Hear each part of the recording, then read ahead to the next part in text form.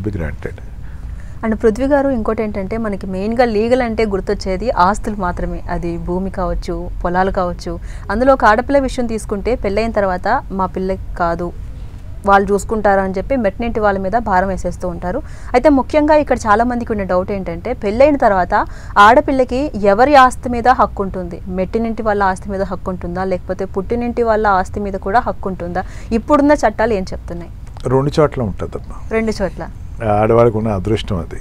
వాళ్ళ మెట్టినింట్లో ఉండేటువంటి రైట్ ఏంటంటే వాళ్ళ ఫాదర్ ప్రాపర్టీలో ఈక్వల్ రైట్స్ వచ్చేసినాయి. ఎన్టీఆర్ యాక్ట్ 1984లో వచ్చేక ముందు ఆడవాళ్ళకి రైట్స్ ఉండే కాదు, కేవలం మగవాళ్ళకే ఆస్తి పంపకాలు ఉండేవి.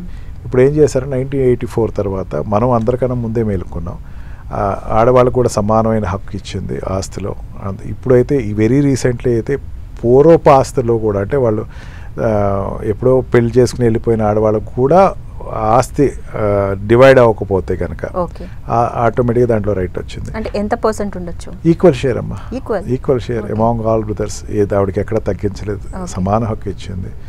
అండ్ ఒక ఫాదర్ ఉన్నాడు అనుకోండి, ఫాదర్ అన్సెటిల్డ్ ప్రాపర్టీ అంటారు, అంటే ఎవరికి రాయకుండా కనుక చనిపోతే కనుక వైఫ్కి ఒక షేర్ ఇస్తారు. అండ్ పిల్లలు ఎంతమంది అయితే అంతమంది షేర్లు ఇస్తారమ్మా, దాంట్లో ఎటువంటి డౌట్ లేదు. కూతురు కానివ్వండి, లేకపోతే కొడుకు కానివ్వండి, తాత ఆస్తి అయినా కూడా మనవరాలకి సమానమైన హక్కు ఇచ్చేస్తుంది. అండ్ ఇంకోటి